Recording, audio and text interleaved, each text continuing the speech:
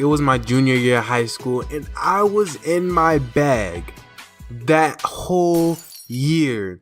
My grades were on point. It was glow up season for your boy. I even had more than one female on my line at that point in time. I wasn't dating any of them, but y'all get the point. It just made me feel like that nigga. You know what I mean? Like, there's just things in life that make you feel like you're winning. For some, it might be money. For others, it could be status. It could be the amount of vacations you take a year to luxurious islands somewhere in the Caribbean. To each his own. But for me, at that point in time, I felt like I was winning because of the amount of females that were a part of my life at that point in time.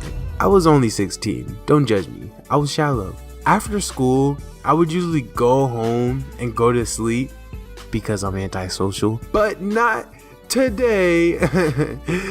Instead of going home and going to sleep like I usually do, my two friends Jackson and Leo hit me up like, hey yo, I got the free crib today and I'm having a little kickback pool party. You trying to come through? Jackson already told me he's coming. Yeah, man, it's finna be lit. Usually I'd be like, nah, I'm good. Cause parties aren't really my thing. But the heat that day, that joint was different. Guys, I'm from the Caribbean.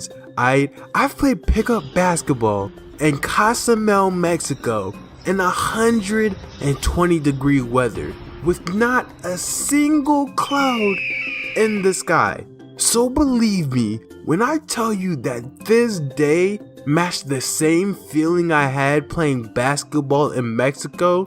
Bro, my feet were on fire. So I'm like, bro, I'm already dressed. Why are we even still standing here talking? I go home, get dressed for the pool, and then I start walking up to his house. I get to the pool and I see my man's Jackson and I see Lil too. But off in the distance, there was this one little shawty that I didn't know was gonna be there. I couldn't tell exactly who it was, but when I got closer, I peeped that it was Lexi from down the street. Let me give y'all some recon information about Lexi. She got labeled as a thought back in middle school for having 2 boyfriends in 1 year, which, double standards, but okay. She been around maybe 3 or 4 times.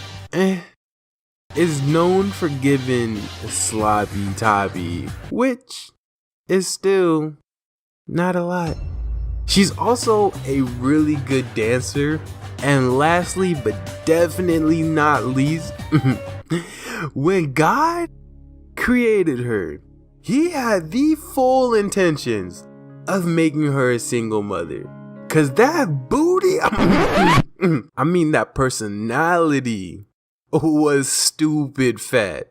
And I know Lexi, we actually cool, but Lexi in school versus Lexi in a bikini, 2 different things. All 4 of us are in the pool together having a good time. We were swimming together, laughing, telling stories, blasting music. It was honestly a good time. But all of a sudden, all you hear from the speaker is, and just by looking at Lexi, you can tell that something in her just snaps. Cause Shawty started making waves in the pool, straight tsunami. She was throwing that thing back. All 3 of us were looking at her like, dang. We were at a loss for words. Jackson has never been twerked on before, so Lexi goes over there and gives him a little lap dance, which I would be completely fine with if she didn't have a mother-loving boyfriend. Oh my God! Wow! So now, I don't know whether I should cheer Jackson on or start recording this to prove that I'm innocent? Then, as if things weren't already bad enough, Lexi leaves Jackson and starts twerking on Lil. Like, what am I supposed to do in this situation? I can't tell her to stop. I'm not her father. She knows what she's doing. All of a sudden, I hear a car pull up. It's Jackson's parents. Crud. As they see this, we're all getting arrested. Jackson hops out of the pool to say hi to his parents and to buy his time.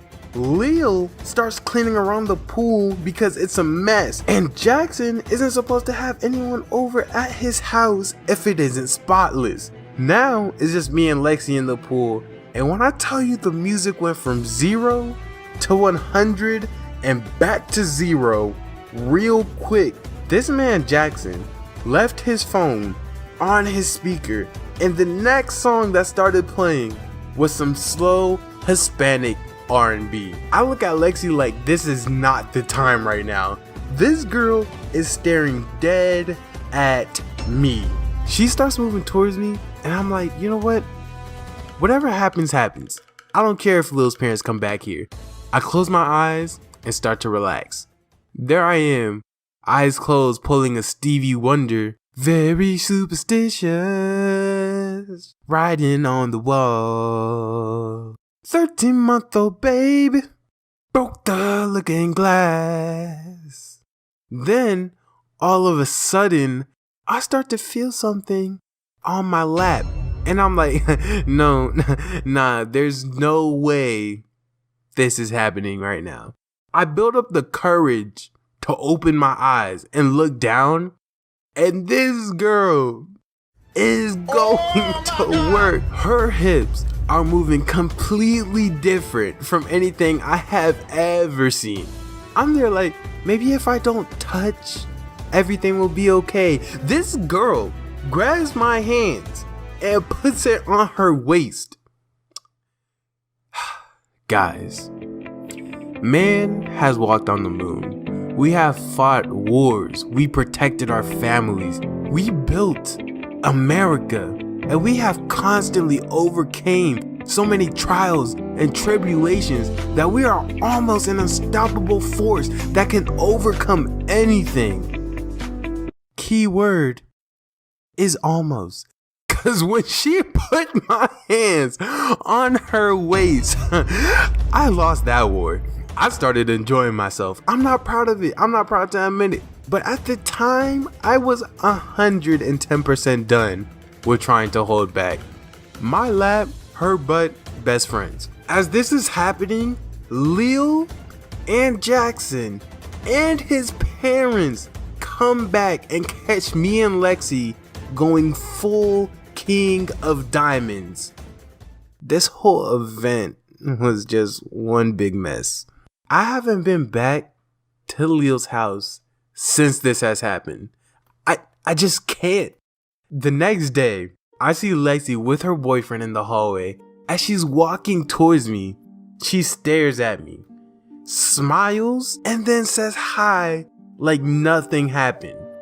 It was like that for the rest of the year. But low key, sometimes I felt like when we walked past each other in the hallway, she would smile at me and remember what happened on that day. And if she could, I'd bet she'd do it again. If y'all made it to the end of the video, then you already know what to do. Please like, comment, and subscribe, cause I will keep giving y'all the juicy content.